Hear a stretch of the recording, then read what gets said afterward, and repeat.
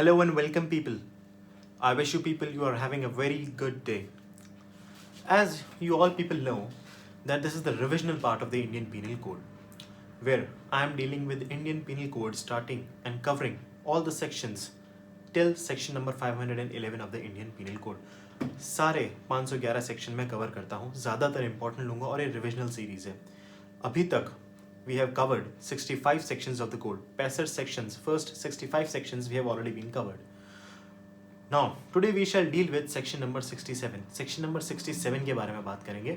67 से लेके 71 तक इस पूरी चीज़ के बारे में हम पढ़ेंगे. सेक्शन 67 जो है आईपीसी का, वो डील करता है imprisonment for non-payment of fine. Imprisonment for non-payment of fine when offence punishable with fine only. यानी कि अगर आप कोई ऑफेंस करते हैं जो सिर्फ फाइन द्वारा पनिशेबल है और आप वो फाइन पे नहीं करते तो आपको उसकी कितनी सज़ा मिलेगी इम्प्रिजनमेंट के रूप में. Consider that someone does an offence for which punishment is only the imposition of fine. यानी कि आप एक ऐसा ऑफेंस करते हैं जिसका इम्पोजिशन सिर्फ फाइन है, जिसकी पनिशमेंट यही है कि आपको फाइन भरना पड़ेगा, और बोलिए ही डज नॉट पे द फाइन. अगर आप फाइन पे नहीं करते या वो व्यक्ति फाइन पे नहीं करता या फिर नहीं कर पाता, तो this phrase is called imprisonment for non payment of fine. जब आप फाइन पे नहीं कर रहे हैं, so if one does not पे द फाइन ही शिल हैव टू अंडरगो इम्प्रिजनमेंट. क्योंकि आप फाइन नहीं भर रहे हैं या भर पा रहे हैं तो आपको अंडरगो करनी पड़ेगी क्या, इम्प्रिजनमेंट. क्यों? क्योंकि आप वो फाइन नहीं दे रहे, क्योंकि ऑफेंस की पनिशमेंट थी फाइन. अब आप फाइन नहीं दोगे तो अंडरगो करोगे पनिशमेंट. किस चीज़ की? इम्प्रिजनमेंट की. Now this is in relation to section number 65 और 66. Under section 67 के अंदर imprisonment which the court imposes in default of payment of fine shall be simple. यानी ये जो nature of punishment होगा imprisonment का, वो क्या होगा? या तो rigorous या तो simple. तो यहाँ पे वो simple रहेगा. That is not rigorous. And the term for which the court directs the offender to be imprisonment in default of payment of fine shall not exceed the following scale. और जितना fine impose किया जाएगा उसी scale पे imprisonment भी उस हिसाब से चलेगी.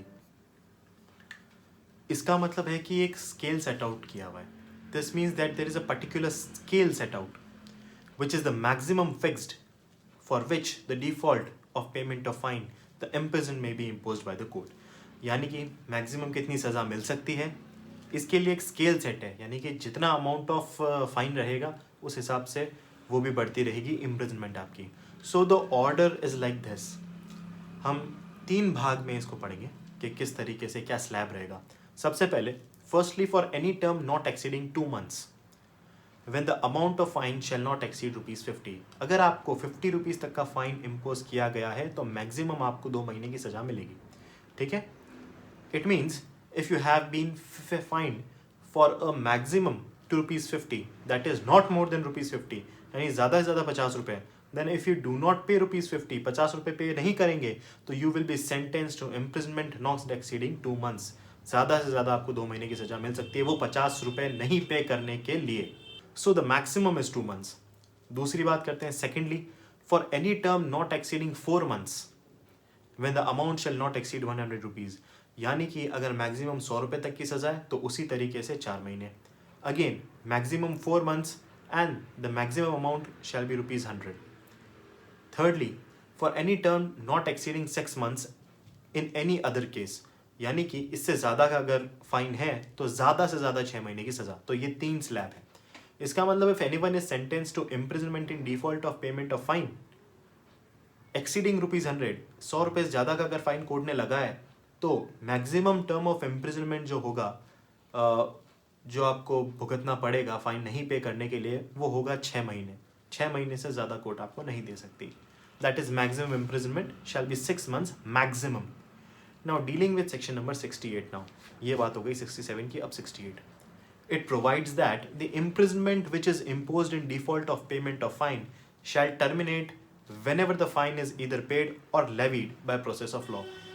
सिंपल मीनिंग है इसका कि अगर आप फाइन पे कर देंगे तो बाहर आ जाएंगे इम्प्रिजनमेंट से, कैद से बाहर आ जाएंगे, छूट जाएंगे, और जितना फ़ाइन इम्पोज करेंगे उस क्वांटम के हिसाब से प्रोपोर्शनेटली इम्प्रिजनमेंट दी जाएगी. अब सेक्शन नंबर 69 की तरफ चलते हैं. It provides for termination of imprisonment on payment of proportional part of fine. Proportional payment of fine यानी जितना फाइन दोगे उस हिसाब से कम हो जाएगी सज़ा, और जो बच गई है उसको प्रोपोर्शनेटली भुगतना पड़ेगा. We have already dealt with section number 67, 68, 69. 67 के बारे में हम बात कर चुके हैं, 68 और 69 इस कोड के. अब हम बात करेंगे सेक्शन नंबर 71. अब ये बड़ा इंपॉर्टेंट है. इस 71 में 3 चीज़ें याद रखनी बहुत ज़रूरी है. पहली, wear anything which is an offence is made up of parts, any of which part is itself an offence. इसका मतलब ये है कि समझिए एक ट्रांजैक्शन है पूरा, यानी एक बड़ा ट्रांजैक्शन है और उसमें बहुत सारे छोटे छोटे पार्ट्स हैं, और वो जो बहुत सारे छोटे छोटे पार्ट्स हैं वो अपने आप में भी एक ऑफेंस है जो पूरा मिलाकर एक बड़ा ऑफेंस बनता है. इंडिविजुअल भी ऑफेंस है और क्यूमुलेटिवली भी ऑफेंस है. When they are combined a single offence is also made out. So in such a case, ऐसी कंडीशन में ऑफेंडर जो है shall not be punished with imprisonment of more than one of such his offenses unless it be expressly so provided. This part was the first part for section number 71. यानी कि उन सबका मिला के आपको पनिशमेंट मिलेगा, इंडिविजुअली नहीं मिलेगा. ये एक इलेस्ट्रेशन से आपको क्लियर हो जाएगा जो भी मैं बताने वाला हूँ. लेकिन ये तो पहली बात थी. अब इस सेक्शन के अंदर दूसरे पार्ट की बात करते हैं. Now we will talk about the second part, where anything is an offense falling within 2 or more separate definitions of any law in time being for force. ठीक है. It means that if an act which is an offense in more than one code, यानी IPC में तो है ही, और किसी चीज़ में भी और किसी कोड में भी जो टाइम बीइंग इन फोर्स लागू होता है उस पर्टिकुलर टेरिटरी पे, तो वहाँ पे उस हिसाब से पनिशमेंट आपको दी जाएगी. थर्ड पार्ट हम थोड़े टाइम में अब समझेंगे कि ये सेकेंड पार्ट जो है वो थर्ड पार्ट से कनेक्टेड है. किस तरीके से कि जब several acts of which one or more than one word by itself or themselves constitute an offense, जब combined a different offense. Thirdly, where several acts of which one or more than one word by itself or themselves constitute an offense when combined with a different offense. यानी कि जब एक या एक से ज़्यादा acts अगर हम कंबाइन करें, ठीक है, तो एक वो बड़ा ऑफेंस बनेगा. ये 3 चीज़ें थी.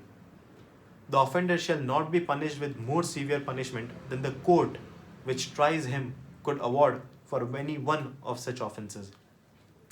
कोर्ट एक पर्टिकुलर इम्प्रिजनमेंट से ज़्यादा की सज़ा नहीं दे सकता. वो उतना ही देगा जितना वो मैक्सिमम देने की ताकत रखता है, यानी कि पावर है. It will be better for you people to understand this with the help of an illustration. मुझे पता है आप लोगों को ये थोड़ा सा टेक्निकल चीज़ समझ नहीं आई होगी, इसके लिए इसका इलस्ट्रेशन से हम समझ जाएंगे इसको, जो कि सेक्शन के अंदर एम्बेडेड है. ए जो है वो जेड को 50 स्ट्रोक्स मारता है लकड़े से. A gives Z 50 strokes with the help of a stick. Here A may have committed the offense of voluntarily causing hurt to Z. यहाँ पे क्या ऑफेंस बनता है? voluntarily causing hurt. किसको? Z को. by the whole beating and also by each of the blows which makes up the whole beating. यानी कि 50 बार मारता है ना, तो क्या सजा 50 बार मिलेगी? यानी कि 50 बार मारा तो 1 साल, 2 साल, 50 साल? नहीं. If he were liable for 2 punishment for every blow, he might be imprisonment for 50 years. Sorry, ये 1 साल के हिसाब से टोटल 50 साल की इम्प्रिजनमेंट बनती है, 1 for each blow. But in this case only liable for punishment for the whole beating. यानी कि सिर्फ एक पनिशमेंट मिलेगी. किस चीज़ के लिए? पूरी बीटिंग के लिए. अब कितनी मिलेगी ये तो एक एग्जाम्पल था, वो केस टू केस डिपेंड करेगा. अब ये जो आपका एग्जाम्पल है ये आपको पूरी ये जो सेक्शन है 71 इसको क्लियर करने में मदद करेगा. ये जो पूरे कन्फ्यूजन है सेक्शन 71 का, ये इस इलस्ट्रेशन से सॉल्व हो जाता है. Now people, we have covered a long journey up till section number 71. Section 71 तक इतने सारे पार्ट्स में हमने बहुत सब कुछ कवर किया है. लेकिन इस जर्नी में मैंने देखा है कि आप में से कई लोगों ने सब्सक्राइब नहीं किया हुआ चैनल, पर वो वीडियोस देख रहे हैं.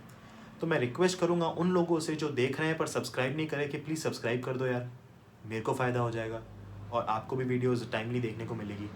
तो it will be beneficial for you and me as well. It is my humble request to you, those people who have not subscribed to the channel, please like the channel and subscribe my videos. So Please like, share, and subscribe. Hope you people like the video. Enjoy the Christmas. Happy Christmas. Thank you so much.